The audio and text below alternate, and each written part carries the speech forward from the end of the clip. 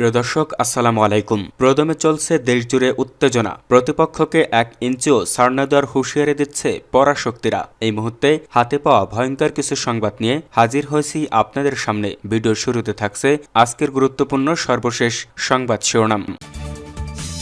বিএনপির কড়া সমালোচনা সাদেক কায়েমের, রাজপথে নামার হুঁশিয়ারি। সেই আইকনিক জার্সি গায়েই শপথ নিলেন হাসনাত আব্দুল্লাহ। সংসদ নেতা ও প্রধানমন্ত্রী মনোনীত হলেন তারেক রহমান। শপথ নিল জামাত ও স্বতন্ত্র প্রার্থীরা।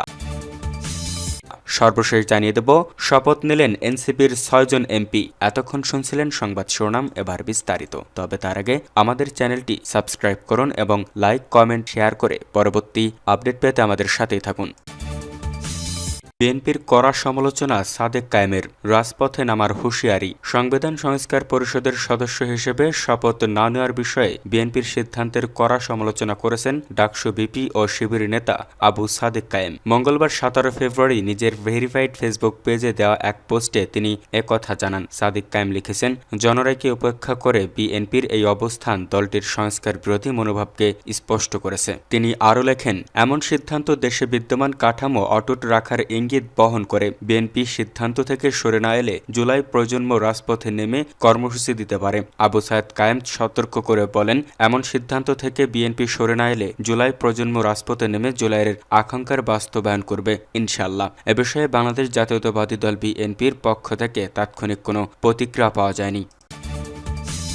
সেই আইকনিক জার্সি গায়েই শপথ নিলেন হাসনাত আব্দুল্লাহ। ত্রয়োদশ জাতীয় সংসদ নির্বাচনে দ্বিতীয় ধাপে শপথ গ্রহণ করেছেন জামাত ও স্বতন্ত্র সংসদ সদস্যরা। প্রধান নির্বাচন কমিশনার এএমএম নাসির উদ্দিন তাদের শপথ বাক্য পাঠ করান। মঙ্গলবার 17 ফেব্রুয়ারি দুপুর 12:30টার দিকে বাংলাদেশ জাতীয় সংসদ সচিবালয়ের শপথ কক্ষে এই শপথ অনুষ্ঠান সম্পন্ন হয়। এদিন শপথ নিতে হাসনাত আব্দুল্লাহকে সে সবুজ রঙের জার্সি গায়ে সংসদে উপস্থিত হতে দেখা যায়। এরপর সেই জার্সি পরে সংসদে শপথ গ্রহণ করেন তিনি। হাসনাতের পরা সে জার্সিটি সবুজ রঙের, সামনে স্পষ্ট লেখা ছিল তার বিভাগের নাম, আর বাম দিকের উপরের অংশে ফুটে উঠেছিল ঢাকা বিশ্ববিদ্যালয়ের লোগো। জার্সির পিছনে ছিল তার নাম হাসনাত, সেই সঙ্গে রয়েছে 10 নম্বর। এর আগে জাতীয় নাগরিক কমিটি ও বৈষম্য বিরোধী ছাত্র আন্দোলনের উদ্যোগে নতুন রাজনৈতিক দল জাতীয় নাগরিক পার্টির আত্মপ্রকাশের দিনও হাসনাত আব্দুল্লাহকে সে জার্সি গায়ে দেখা যায়। এদিন বেলা 11:15টার দিকে বাংলাদেশ জাতীয় সংসদ সচিবালয়ের শপথ কক্ষে প্রথম ধাপে ত্রয়োদশ জাতীয় সংসদ নির্বাচনের নবনির্বাচিত সংসদ সদস্যরা শপথ গ্রহণ করেছেন। প্রধান নির্বাচন কমিশনার এএমএম নাসির উদ্দিন সংসদ সদস্যদের শপথ বাক্য পাঠ করান। শপথ অনুষ্ঠানে দেশি ও বিদেশি অতিথিরা অংশ নেন। সূচি অনুযায়ী এমপি হিসেবে শপথের পর বিএনপির সংসদীয় দলের বৈঠকে তারেক রহমানকে আনুষ্ঠানিকভাবে সংসদ নেতা নির্বাচিত হয়েছে। এরপর বিকেল 4টায় সংসদ ভবনের দক্ষিণ প্লাজায় আয়োজিত বিশেষ অনুষ্ঠানে রাষ্ট্রপতি মোহাম্মদ শাহাবুদ্দিনের কাছে প্রধানমন্ত্রী হিসেবে তারেক রহমান ও নতুন মন্ত্রিসভার সদস্যরা শপথ নেবেন। আজ সন্ধ্যায় মন্ত্রিপরিষদ বিভাগ থেকে নতুন মন্ত্রীদের দপ্তর বন্টন ও আনুষ্ঠানিক প্রজ্ঞাপন জারি করা হবে। সংসদ নেতা ও প্রধানমন্ত্রী মনোনীত হলেন তারেক রহমান। ত্রয়োদশ জাতীয় সংসদ নির্বাচনে নিরঙ্কুশ সংখ্যাগরিষ্ঠতা অর্জন করায় বিএনপি চেয়ারম্যান তারেক রহমানকে সর্বসম্মতিক্রমে সংসদ নেতা ও প্রধানমন্ত্রী হিসেবে নির্বাচিত করা হয়েছে।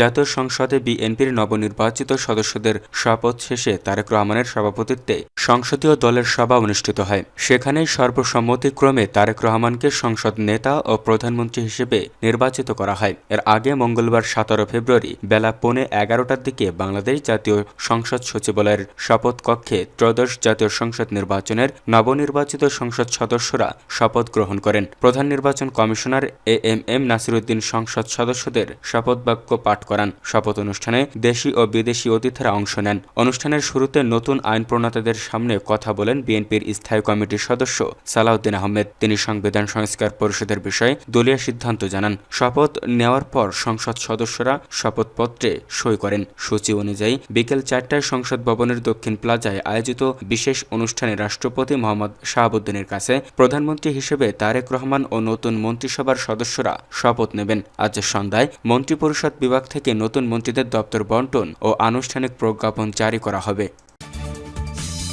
শপথ নিল জামাত ও স্বতন্ত্র প্রার্থীরা। ত্রয়োদশ জাতীয় সংসদ নির্বাচনে জামাত ইসলামী ও স্বতন্ত্র হিসেবে জয়ী প্রার্থীরা শপথ গ্রহণ করেছেন। এ সময় তারা সংবিধান সংস্কার কমিশনের শপথও গ্রহণ করেন। মঙ্গলবার 17 ফেব্রুয়ারি দুপুর 12টার পর জাতীয় সংসদ ভবনের শপথ কক্ষে তারা শপথ নিয়েছেন। শপথের আগে পবিত্র কোরআন তেলাওয়াত করা হয়। পরে প্রধান নির্বাচন কমিশনার সিইসি এএমএম নাসিরউদ্দিন নবনির্বাচিত সংসদ সদস্যদের শপথ পাঠ করান। এর আগে সকাল 11:15টার দিকে শপথ নেন বিএনপির নবনির্বাচিত এমপিরা। তাদেরও শপথ পাঠ করান সিইসি।